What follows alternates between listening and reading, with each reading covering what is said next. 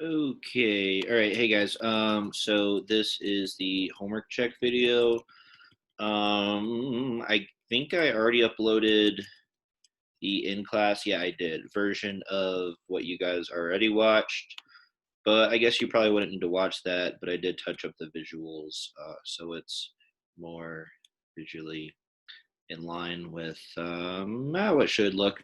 But anyway, if you want to go back through that, you can. Let's move this.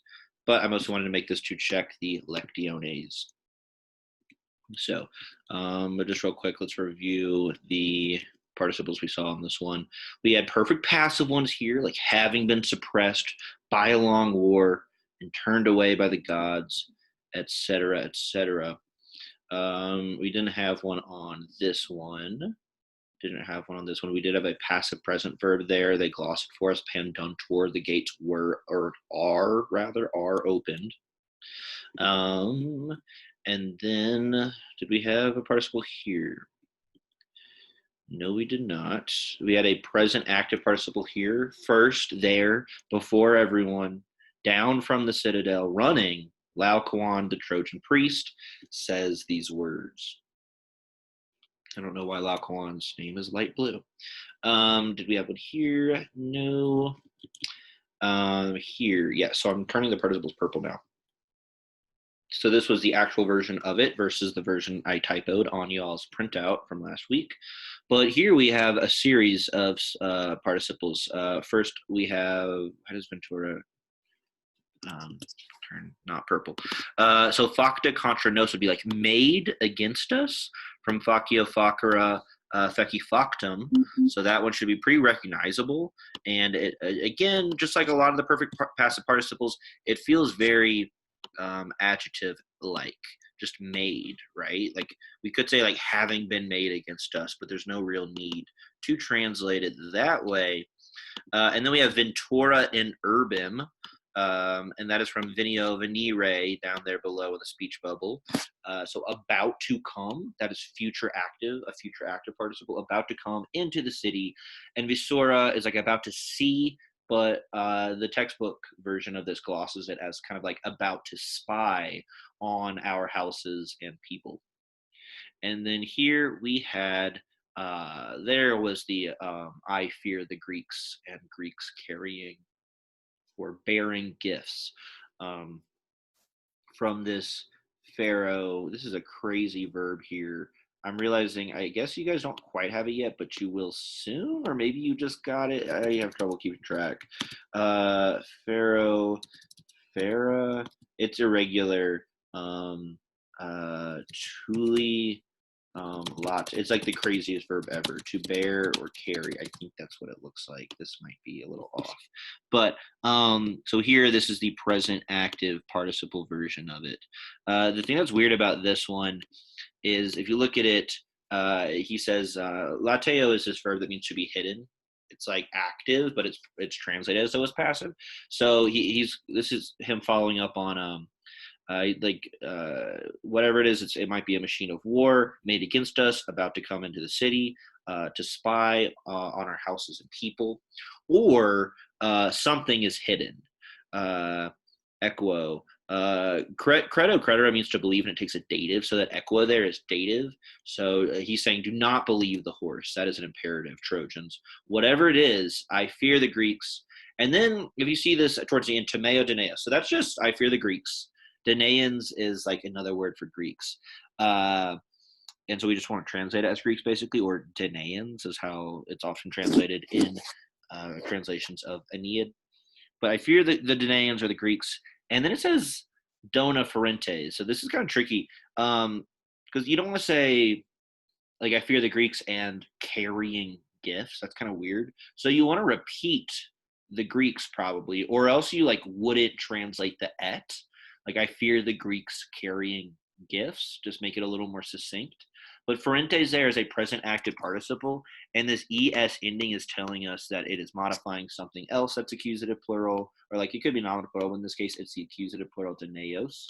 Um, And so in my translation, I'm like repeating Greeks. I fear Greeks and also Greeks that happen to be present active bearing gifts. Again, this is from this verb that you may or may not have. I can't keep track.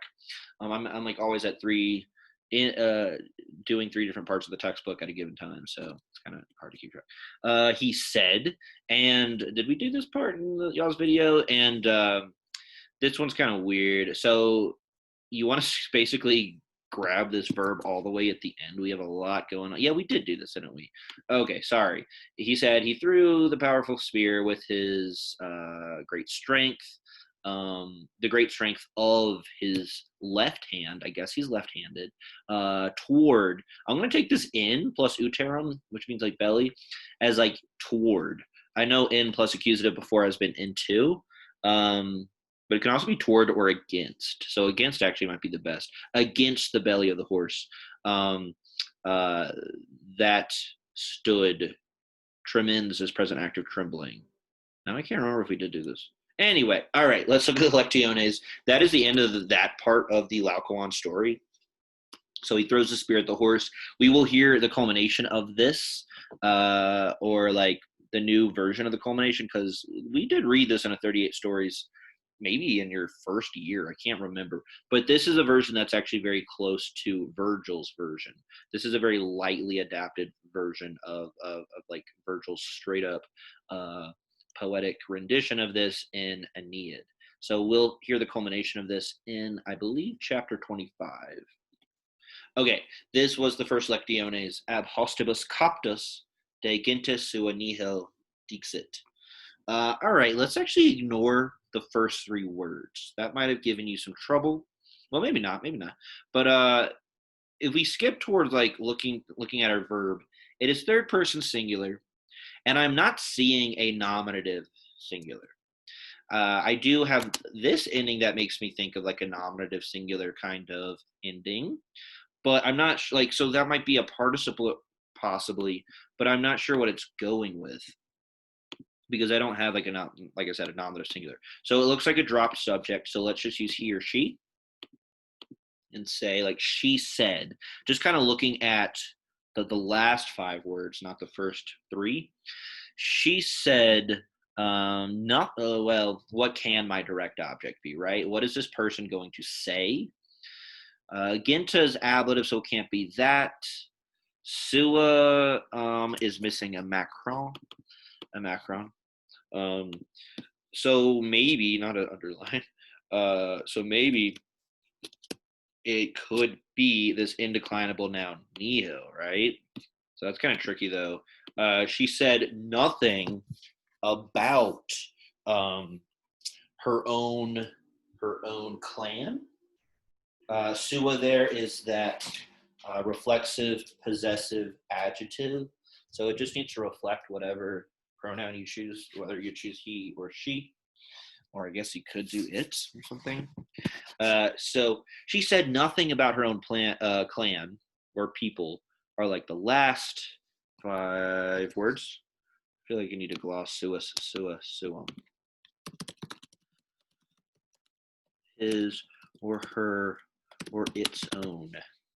That reflexive possessive adjective from like chapter 14, I want to say. All right, and then so what do we do with the first three words? Ab hostibus coptus. Well, hopefully by now, well, I already said it. You understand that coptus is a participle. It's from copio copera here below. Let's see. I don't know why I would have been making it green for a little while. But anyway, I've decided to make participles purple. So what would coptus be? It is, if we're looking down at this below, could it be present active, perfect passive, or one of the future ones? It should pretty clearly be perfect passive. There's none of the indicators of the other three in it. It's just like it has like a first or second declension ending. No NS or NT. It's not like, also present active, they have to be third declension. This sure looks second declension to me, and it doesn't have the future active or passive one. So it might just be translated as, if copio capere means to take or capture, as captured, right? So that can just be captured. We could say having been captured, but we don't necessarily need to. We can just say captured, and captured how or by who, a postibus. So that is going to be our ablative of agent. So it's going to be captured by the enemies. When do I actually get to it? Okay, sorry. I'm just going to, I'm obsessed with making these purple now, so I just have to make these purple. These slides are a work in progress, people. Captured by the enemy, or having been captured by the enemy. He said nothing about his own clan. So this is weird because there's a dropped subject. I think that's what makes this actually kind of weird. Like when you're looking at it like this, you're like, oh yeah, that's so easy. Like of course, it's really straightforward. But to get from point A to point B, we are having to deal with this dropped subject that we are seeing. Like we're seeing echoes of this dropped subject in the form of the third person singular verb, and the fact that it has this participle, this perfect passive participle that agrees with this dropped subject, which I guess is masculine. Now that I think about it, it would be a he because it's ending in us. So it's like we see things agreeing with the subject, but we don't actually see the subject. Where if they just added something like Cicero or like Kaiser or like Cleopatra, the whole thing would have been kind of more straightforward. All right. Why did I put ago agora there? Oh, that's just the example. Okay. Aliquim dona semper petentem non diligo. So this aliquim is from this new aliquis aliquid that we have. Didn't I get like a version of that? Yes, it is right here. Incredible. All right, let's drop this in. Because yeah, so this is kind of like qui qui quad, this pronoun. But I know that qui qui quad is not something we've been focusing on a lot, though we still have relative clauses showing up. Actually, we're like not saying too many relative clauses lately. Anyway, this is accusative, though, is the important thing. But hopefully you would maybe be able to pick up on that without even like having the chart in front of you. But yeah, aliquis is someone, whereas aliquid is something. And so this is probably going to be someone, because the neuter version of it would just be aliquid still. That is the nominative and accusative version. So we'd use neuter to talk about like a thing, where we would use masculine or feminine to talk about a someone. So something about someone, but it's accusative, so I don't really know what to do with it yet. See dona right next to it, which feels confusing. Semper, always. Patentum, interesting. And then non-diligo. Let's see, I wonder if people have forgotten diligo. Deligera. Deligera is to, it's like to love or esteem. I still have never heard anyone ever use the word esteem as a verb. I've only heard it in the context of self-esteem, but according to Wheelock's, it is in fact a verb that means to like, I guess. But anyway, so this is like I do not like. So I do not like what, though? What is a direct object? Well, we already talked about something being accusative, so it's like I do not like someone. And then dona looks like it's also accusative, which is weird. And then patentum is also accusative. So what the heck's going on here? Well, I'm going to add I do not. See, do not love someone, because that's where we start off. We could also like, it's hard to know where to go with this. This is what I'm doing because someone is the first accusative I'm seeing. But we could say I do not love gifts, or we could say I do not love whatever patentum is. So I think I can delete this one, and I want to bring this into the equation here. But ooh, I just spoiled it. But let's get that in there, because what is going on with patentum, and what does peto petera mean? It's a new verb, so you guys might not know about it yet, but it means to seek. And so what kind of participle is that with that patentum there, that third declension ending, and most importantly, that nt? It's got to be present active, so it just means seeking. And it's going, or it's accusative, so it's like agreeing with aliquim. Remember, these participles they're very much like adjectives in that they like agree with something in the sentence, just like Cop disagreed with our dropped subject. So aliquim is going to be agreeing with patentum. So it's like someone verbing, right? It's present active. It's this thing right here. It's present active. So I do not love someone seeking, or always seeking, because there's semper there, gifts. So last one I'm making purple, hopefully. That is So the person's just saying he doesn't like someone who's like always looking for handouts or something, I guess. And then so remember with present active, they're gonna have their own direct object weirdly. So this is aliquim's the direct object of like the main verb, but then dona is the direct object of the participle, the present active participle that's going with the direct object. Kind of weird, but I guess that's why I'm using a different color for it. So interesting. So yeah, the thing about present active participles is that they will get their own direct objects, whereas what was I gonna say? Oh, perfect passive participles get their own ablatives of means or agents, like in this case. All right, number 3, ad ludem tuum filium meum docendum misi. I actually kind of already spoiled this one back when I was explaining the future spoiler participle, because this in fact contains basically our only example of in the entire chapter of what kind of participle, anyone? Perhaps it's from no, it's from, well, it's this one, right? What kind of participle is docendum here? Hopefully you recognize it's from dokeo, dokeri. Not sure if the class tomorrow will recognize it, but let's put it in here to teach.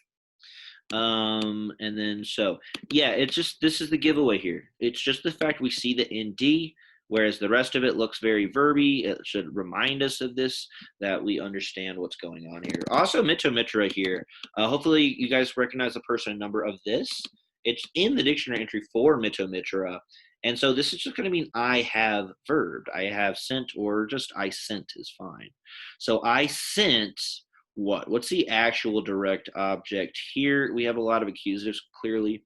My color coding's a little wacky, but it looks like this could be the actual direct object, whereas ludum is an accusative object of ad. So I sent your son to school.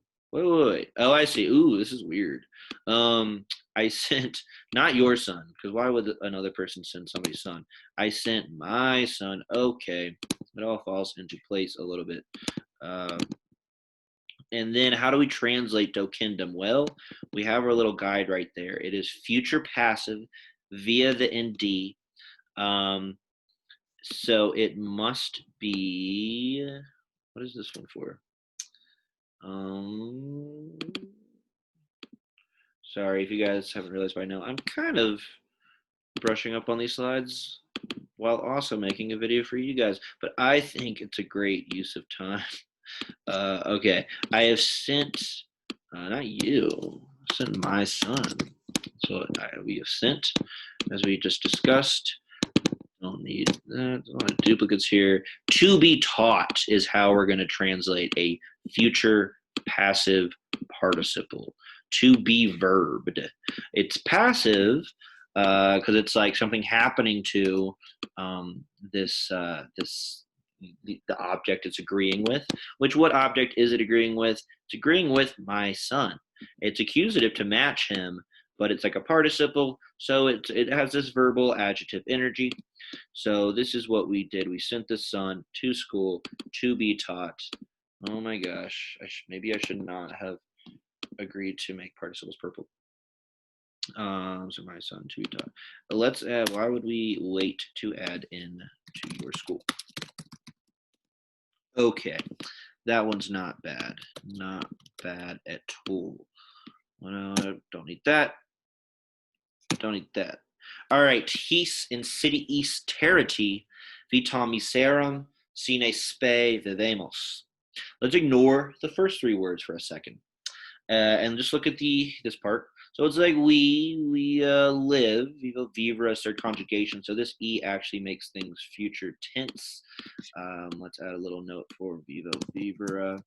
Live, third conj. So that e makes it future. It is technically a long e. Vivemos. So we will live what? A wretched life without hope. Okay, interesting. Very interesting. And then what are the first 3 words?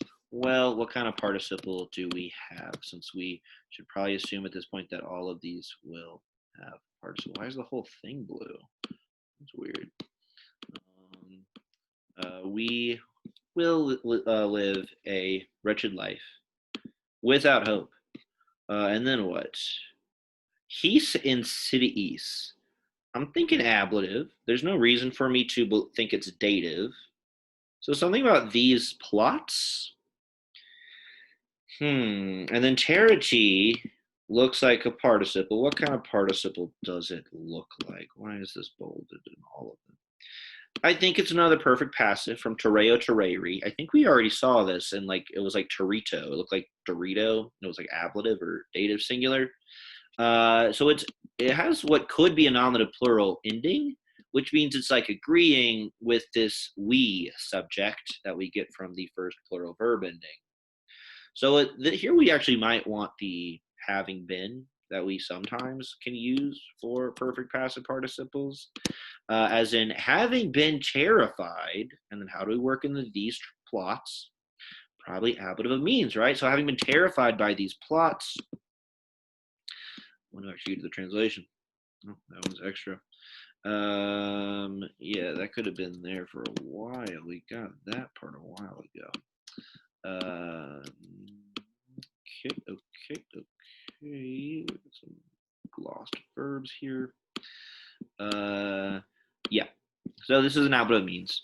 So yeah, with those perfect passive participles, you want to be expecting that you might have an ablative of means or manner. And don't worry, I will make this participle purple on my own time and stop spending some of y'all's time. Okay. All right. So that one shouldn't be too bad. Well, like it felt mysterious when you just translate it. It was like, what? Like, we live a wretched life without hope? What's going on here? But then once you realize that this is perfect passive, and I guess you don't need the having, like, frightened actually sounds fine, or terrified. But if you want to, you can say having been terrified. Maybe we never actually need the having been with perfect passive, though. I'll be looking for an instance where that feels really necessary. Fidem habentibus nihil est incertum. This one's weird, right?